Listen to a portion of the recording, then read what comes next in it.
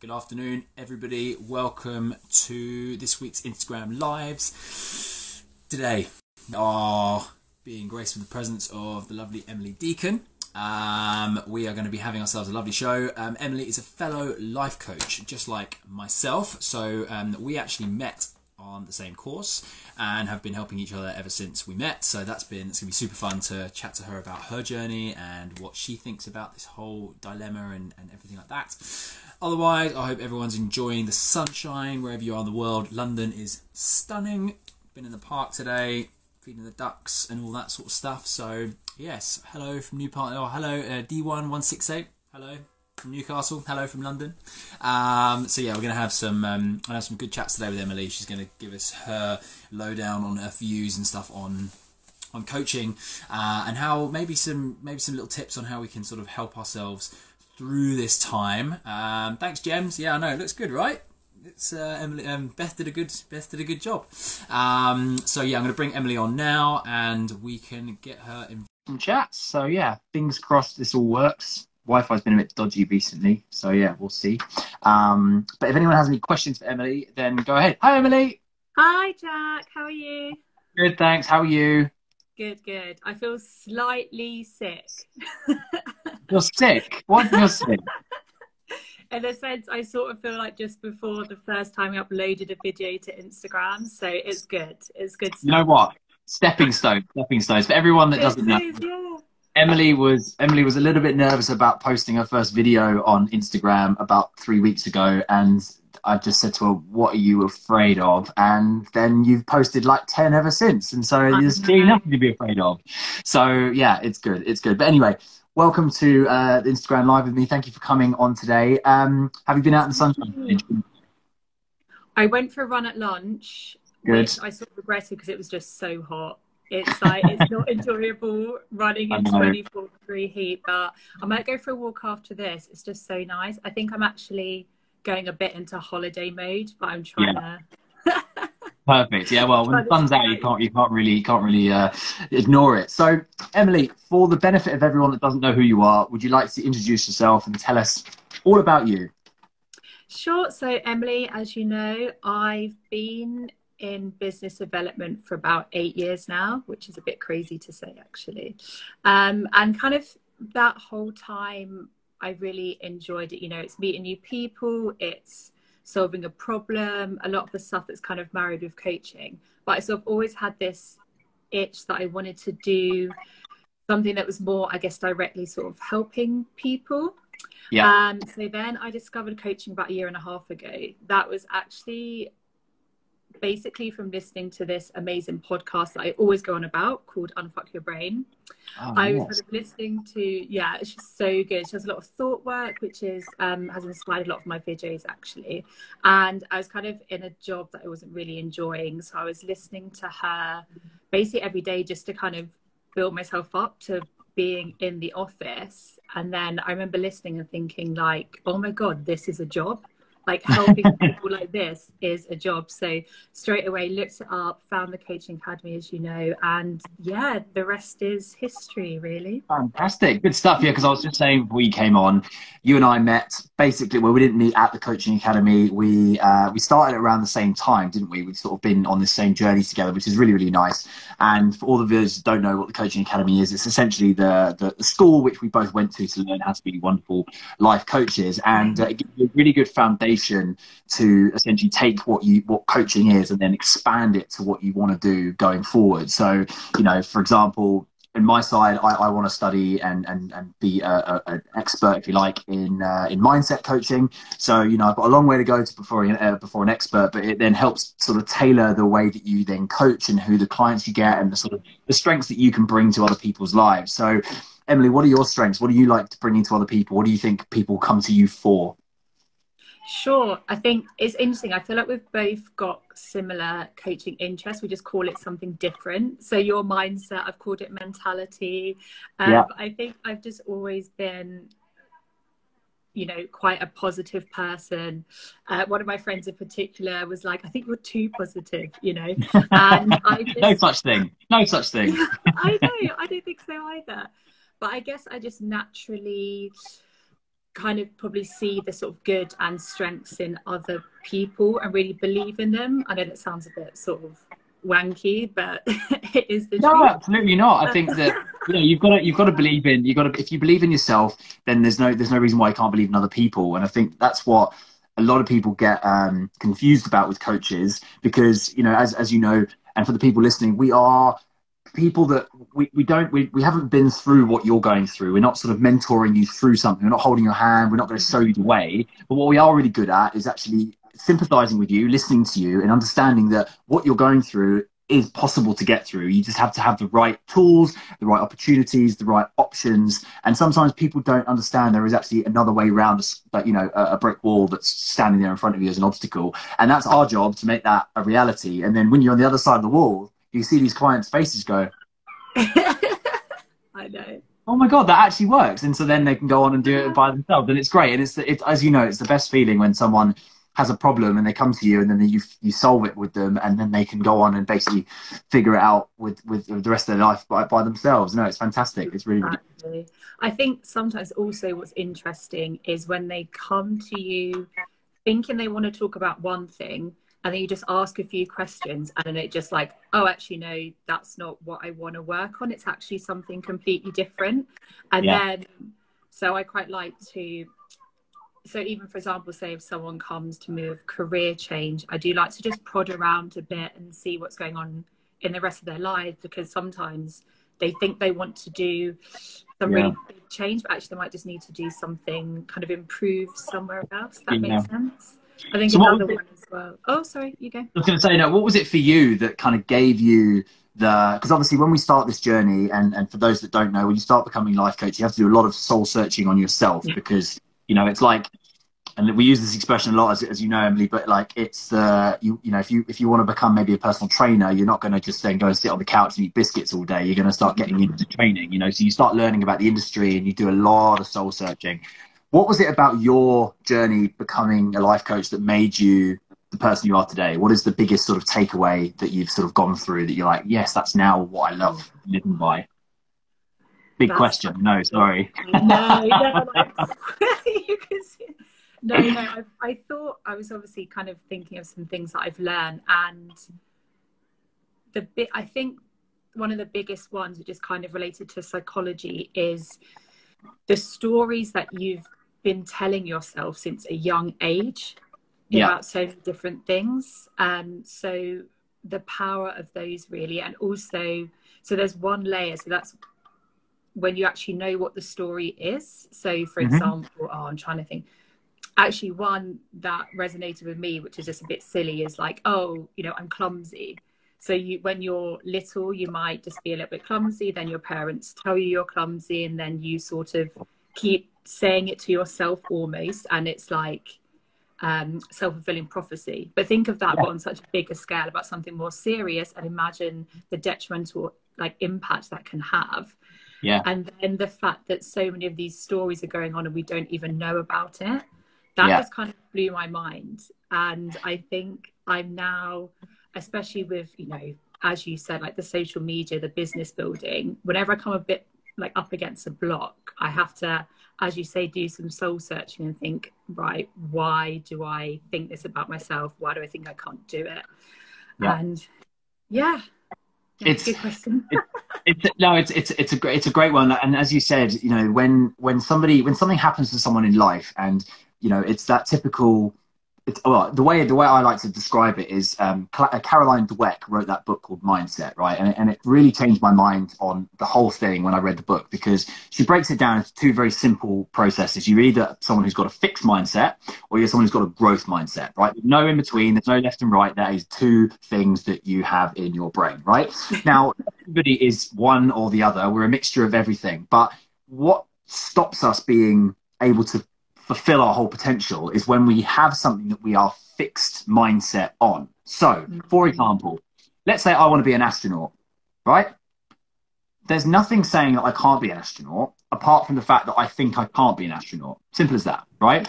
I'm sure there are things I have to do and jump through hoops and pass this exam and whatever, but it's not impossible, right? And the fact that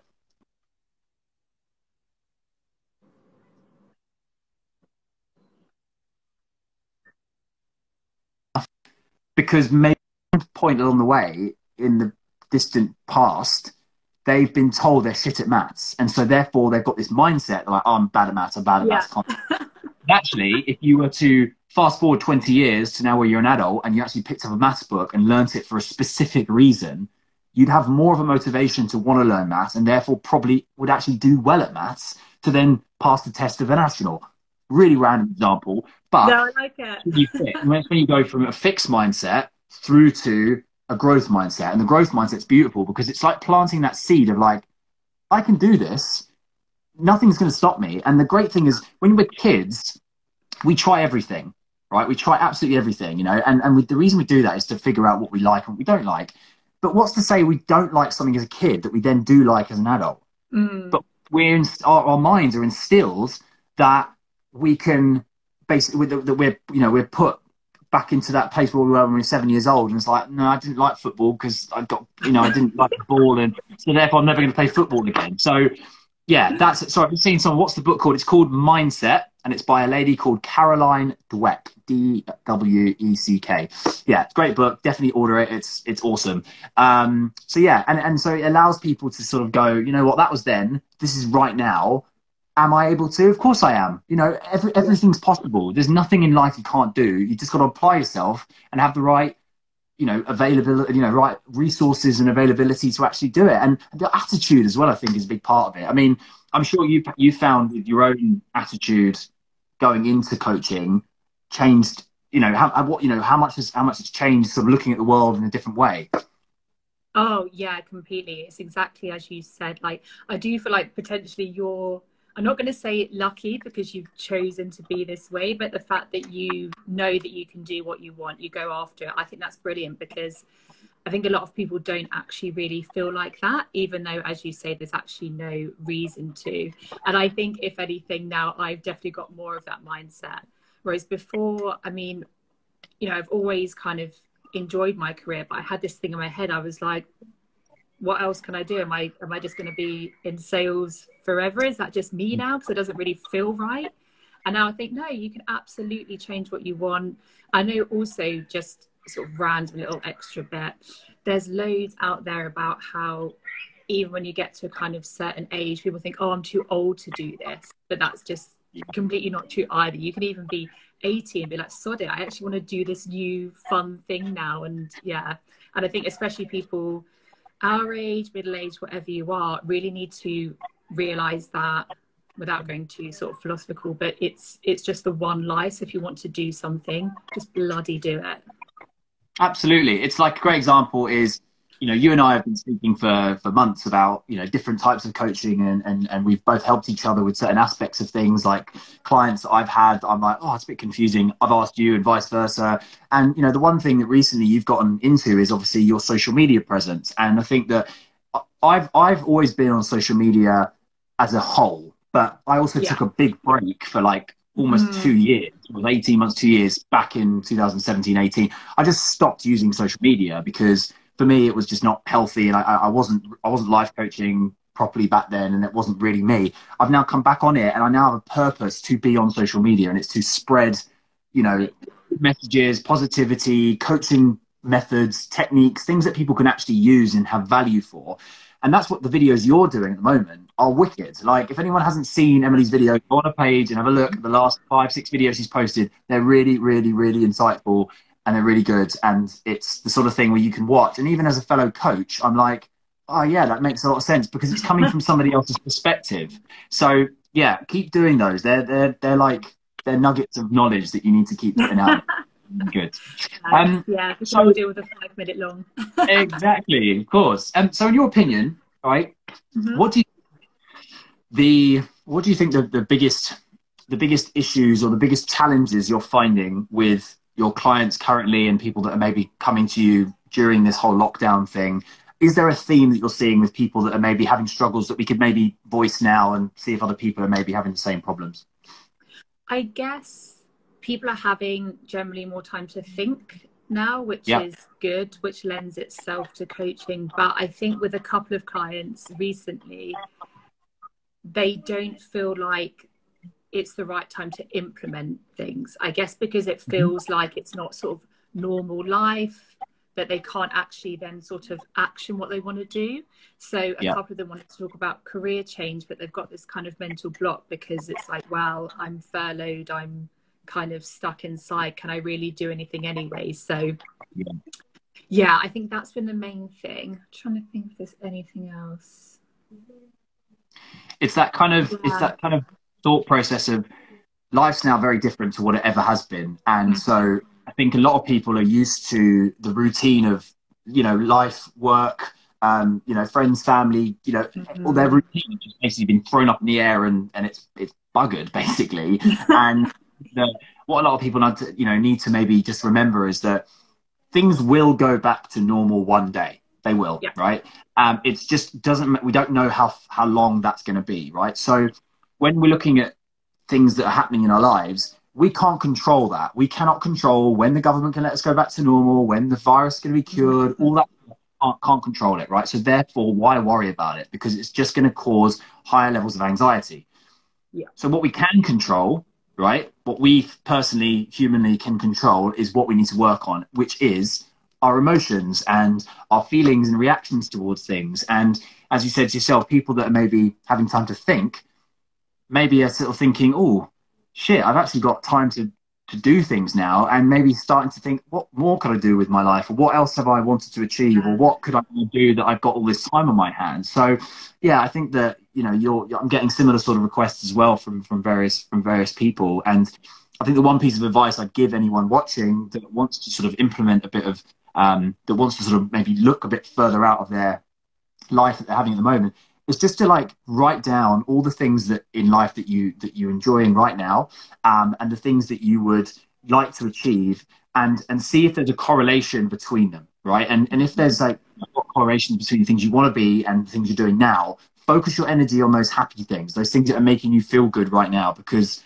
right now what you need to do is focus on the good things, because they're the ones that are going to take you in a good direction, you know? There's no point faffing around and worrying about shit you can't bloody control, because you can't control it. It's like the emoji, you can't control it. But yes, it's a weird time, and I think everyone just has to understand that, you know, it is just, that's the way it's going to be for a while, you know. And I think that the quicker we kind of get accepted to that, then the more availability you have to sort of move forward with it and start working on other things that are going to help you know, move forward with it all as a whole. So yeah, it's good. It's good. I agree. Can I just ask you something quickly, actually? Go for it. You did that post that I really liked, which was, I know we've sort of talked about values a bit recently, and you did that great one, which was saying everything you've removed from your life that you feel like wasn't in line with your values. I wondered if how that's gone, and if you'd actually still kind of managed to follow that through in this weird situation we're in as well. Absolutely, yeah, good question, thank you. So for those that don't know, I basically went away recently on a 2-month trip. I do it quite often just to kind of clear my head, and I tend to be one of those people that's a yes man. I'm very enthusiastic and go, yeah, I'll do all that sort of stuff, and then it comes back to bite me in the bum when I have to actually do it, and I've got no time. So I went away and I decided I was just going to like clear out my life a little bit, you know, delete email addresses I don't use, and unsubscribe from stupid stuff I get on email, and, you know, just like get rid of things that aren't necessarily serving me, right?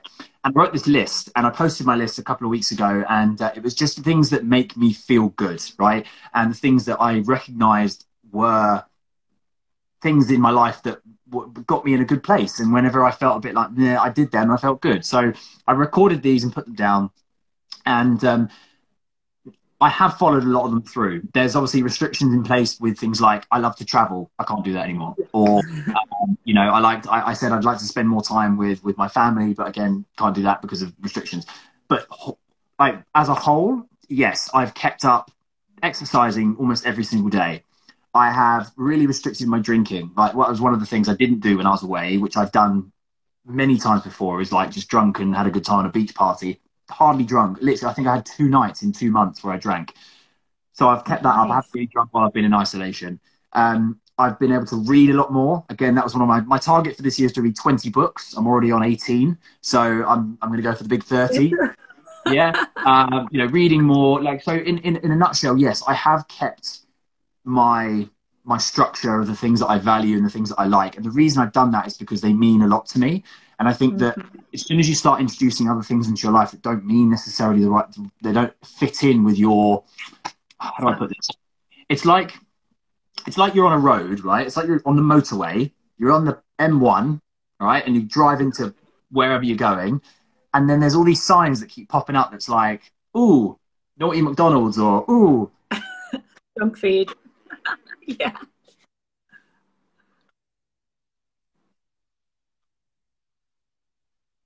Oh, yeah.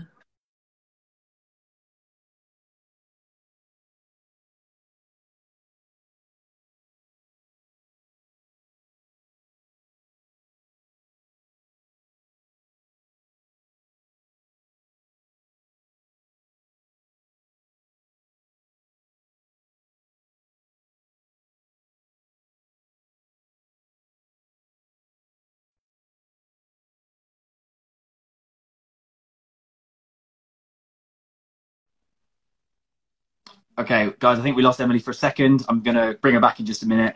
Sorry about this. It's clear that time of the day when everyone likes to be on Wi-Fi, and yeah, I can't seem to get a good connection. So give me a second. We'll bring her back in 5, 4, 3, 2, 1. Damn, went too early. I'm so sorry. I had like pre-anxiety about this. I even moved the bloody booster next to where Wi-Fi. Like it. No, it's fine. It's fine. I just told lots of really shit jokes in the interim. You didn't miss much. Okay, good. Yeah, so what I was saying, look, it's like when you're on a big road and you've got all these basic distractions along the way, you know, the turns that you know you're not really meant to be going off, but you kind of think, oh, yeah, I could do with the cheeky 99 cheeseburger, or whatever it might be. Those distractions, I'm just ignoring now. I'm just ignoring them. I'm just focusing on where I'm going, right? I'm going straight ahead. Yes, of course, I duck off every now and again when I feel like it, but I'm not recognizing the distractions all the time. And that, for me, has given me not just amount of clarity is just ridiculous, but it now means that I can focus purely on what direction I'm going in.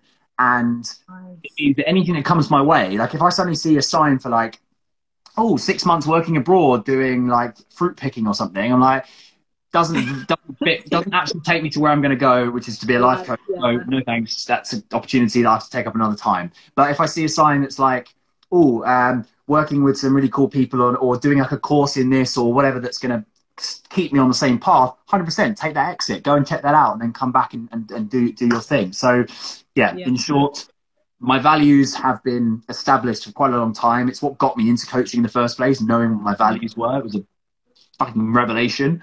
But understanding what my values are and keep working on them and understanding that they change and mold as you go through life is super important to really knowing where you're going in the world. And when you know where you're going, holy shit, it's awesome, because you can just like focus everything you know on that. There's none of it. It's just it's great. It's great. It's yeah. So yeah, thanks for asking. It's one of those things I think, you know, when life goes back to normal, I'm probably going to have to readjust a bit, because I'm so used to just having my little routine, and there's probably going to be things left, right, and centre trying to sort of screw that up. But actually, it's going to be really cool to work through it, and it'll be a new chapter. So yeah, it's going to be exciting. Absolutely. How about you? Have you found lockdown and everything else really quite hard to sort of keep yourself busy, or are you quite motivated normally? No, I think in a way I just feel really lucky. Lockdown's been so good for me, I think, because before, as you know, I'm still in full-time work. I'm still sales full-time, and 100% my social life always takes priority. A nightmare. It's something that I've got to work on. I mean, very social person. I enjoy it, but I think sometimes it is obviously to the detriment of what I want to achieve with the coaching, because as well as continuing to study, as you know, it's the building the business, it's reaching out to the right people. There's so much. Of course, it would be a full-time job within itself. And what I've loved is that I've really had the space and time to think about it properly. I also didn't drink for a month. Sadly, it's not happening anymore. I'm back on. But I felt really lucky, because I've felt like I've prioritized the right things, but I've still felt really connected with friends and family. But 100% it's on my mind to absolutely try and keep that up as the restrictions get less and less. Yeah. I'm probably going to need coaching on that, to be honest. Yeah, it's as you've got to give yourself the space to breathe during this time, and make sure that you've got take time to just like step back and go, right, what's happening right now? And I talk about this a lot, but understanding what's important today, like right now, and in your life, not what's going to happen next week, and not what happened last week. What's happening right now is what you need to focus your attention on.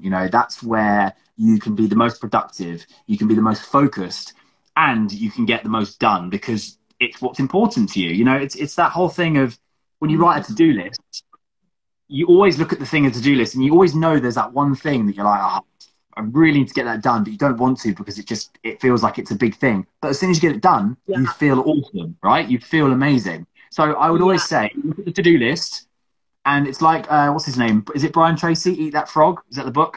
I was just about to say that. Yeah, exactly. Yeah, Eat That Frog. Yeah, I know. It's like, if anyone hasn't read the book, it's really cool. It's called Eat That Frog by Brian Tracy. And it basically talks about the fact that, imagine the thing you need to do the most is this little frog. And if you leave it and leave it and leave it, the frog gets bigger and bigger and more slimy and more slimy. And then one day you've got to then eat this huge, great, big, fat, massive toad, probably. It's going to be that big. Whereas if you just ate it at the beginning, it's just a small little frog and it just goes down and it's fine. So it's a sort of a metaphor. Just get it done, get it out of the way, and you'll feel a lot better for it. I agree. For me, that's anything that's like admin or boring. I have to just make myself sit there and do it. I think also as well, so that you don't, to avoid sort of overwhelm, just having a general plan of what you want your week to look like, the main things that you want to achieve. Because I agree, like a daily to-do list, I don't know, it's not for me, because I never actually then achieve all of the things. And then you're like, oh, well, what's the point? If you just think, I want my week to look like this, so we give it a theme or something. I just find that can really help with getting the important things done.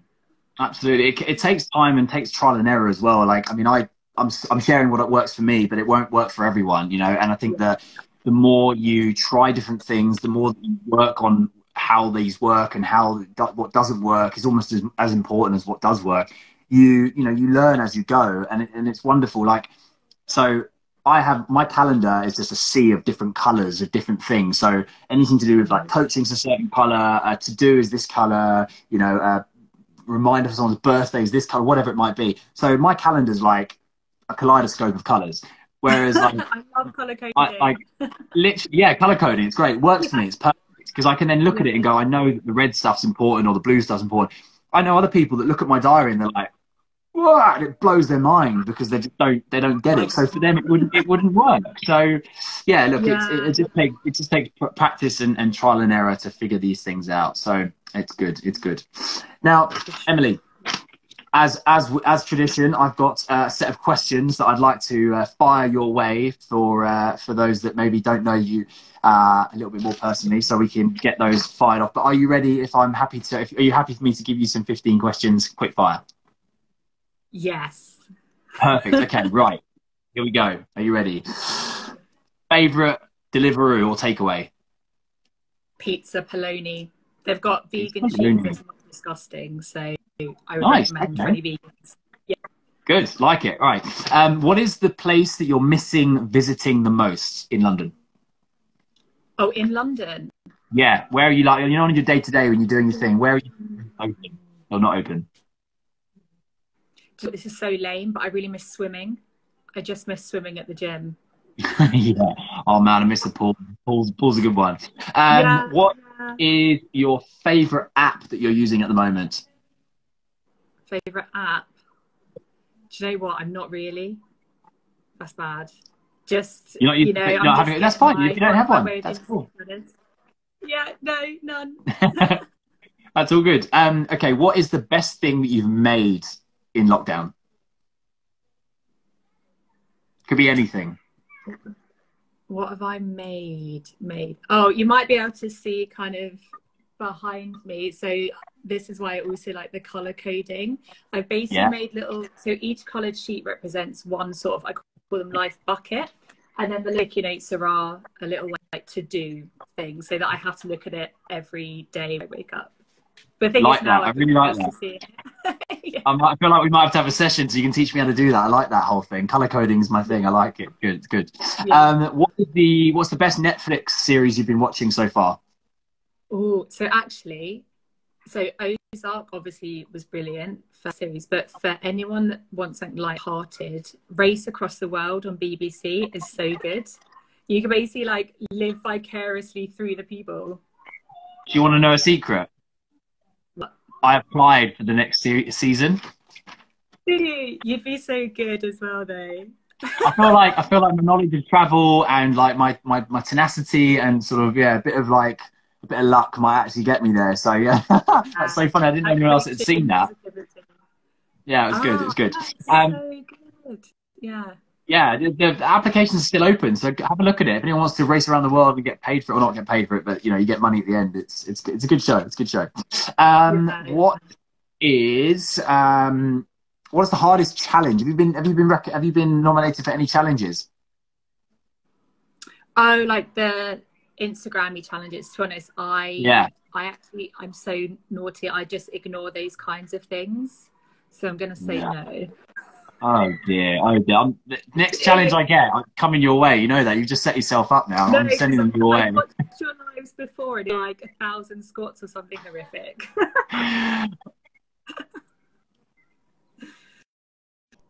Oh yeah. No, you don't.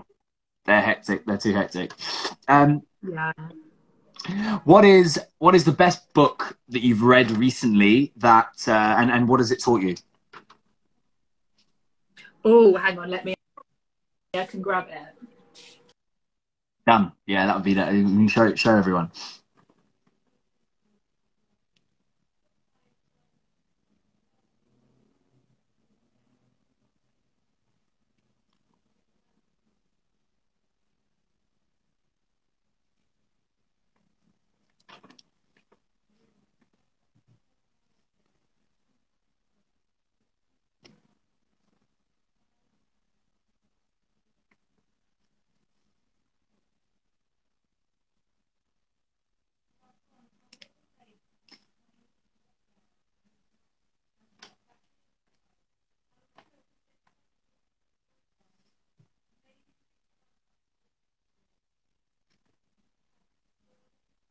Okay. Very good. What about, can you describe yourself in 3 words? No sound. Hang on. What's going on? Hello? Can you hear me? Right. Hang on.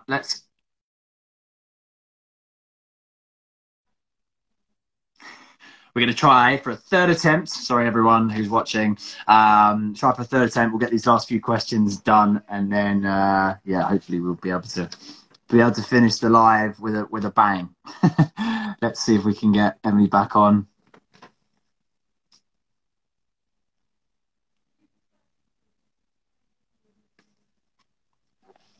Guys, there we go. You can hear you now. Perfect. I've had a client call where I got kicked off 4 times. It's just it's embarrassing. I know, might be worth investing in some better Wi-Fi, maybe. Yeah, potentially. Okay, so describe yourself in 3 words. Oh, fun, positive, energetic. Love it. Good. What's the thing that's annoying you the most at the moment? Is there anything that you're like, God, that's just really doing my head in? I think probably what's annoying everyone, which is this weird, like, half freedom feeling. Does that make sense? It's you're chilling in the park, but then, as soon as you need a wee or something, you think, oh, wow, I can't just go. There's no pub. There's no kind of public thing nearby. And then you sort of have to just go back to your room again. I love where I live, but it's a weird feeling I can't quite explain at the moment. Shame. And what is the first thing you do in the morning when you get up? I check my phone, which is what all the books tell you not to do. Like it. I sleep with airplane mode, so it's like a little oh, what's going on? Yeah, I like it. It's good. Where is the first place that you would fly once we are able to get to an airport again? Oh, So I had a trip to Thailand booked because I've Oh, never wow. done that part of the world. So I feel like, assuming it wouldn't be rainy season, I'd love to go Yeah. there. Amazing. Yeah. That'd be fun. That'd be fun. What's the best piece of advice you've ever received? Ever received? Oh, I actually think I saw this on a Harry Potter film, but I'm going to go there. Good. Worrying, Like it. just the honesty there. Worrying only makes you suffer twice. And I Like heard that and that. I was like, that is just, again, that was a sort of mind-blowing thing. Because you just, I don't know, give yourself double negative emotion, I think, that way, don't you? Yeah, I like that one. Worrying is what was it? Worrying hits you twice. No, worrying. Worrying means you only suffer twice. Wow, Because if that's the good. I thing's like going that to one. happen, it's going to be shit, then it's going to be shit Yeah, anyway, right? So it's like, exactly. yeah. Why? Yeah. Why let it bother you if you can't control it? Exactly. It's good. What else have I got on here? Oh no, I've lost my track. Oh yes. What is the best quarantine outfit you've seen out and about? Have you seen any perlers of people wearing some really funny stuff? Oh my God, what have I seen? To be fair, it's just like, what I love is that I just feel like as a country, just no one gives a shit. It's just constant sort of jogging buttons and things like that. But I've not seen Yeah. a particularly spicy outfit, I would say. I think it's more just a general vibe at the moment. General, like, I can't be arsed vibe. Like it. Yeah, it's good. It's good. Yeah, yeah. What would you say your greatest strength is? My greatest strength, I think, I feel like I'm pretty good at probably seeing the positives even in quite, I guess, bad situations. I always try and see either if it's kind of solving a problem or just being like a bit of perspective. Yeah. Kind of thing. Nice. Do you prefer tea or coffee? Coffee. And finally, what day of the week is it? Monday.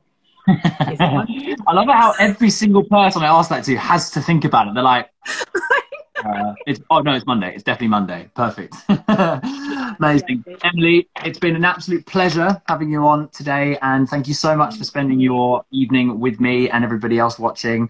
If anyone wants to find out more about you or wants to just get in touch with you, how can they do that? Instagram's probably the easiest at the moment. Welcome to any sort of DMs. If you've got any questions or anything like that, then that's great. And thanks so much for having me, Jack. And I'm sorry about the Wi-Fi. No, it's absolutely fine. I'm sure it happens. It happens. We've had worse. So believe me, it's all good. Yeah. So if anyone wants to get in touch with Emily, her link, her profile, I think is up here. So I don't know where it sits on this, but yeah, Emily, it's at Emily Deacon, isn't it? At Emily Deacon. Emily Deeks Coaching, just to be extra Emily confusing. Deeks Coaching. I go by Deeks. Yeah, so good stuff. Perfect. But otherwise, look, have a lovely evening, and thanks everyone for joining us, and we'll see you again tomorrow. See you later. Bye, Jack. Bye, everyone. Bye. Perfect. Thanks everyone for joining, everyone. That was Emily Deacon. Again, if you want to find her, DM her, drop her a message on Instagram. She'd love to hear from you. And yes, thank you for joining us. We'll be back tomorrow. We've got a whole lineup this whole week. We've got fantastic 5 people. So yeah, join us again tomorrow for some more lovely chats with some lovely people. I'll see you later. Peace.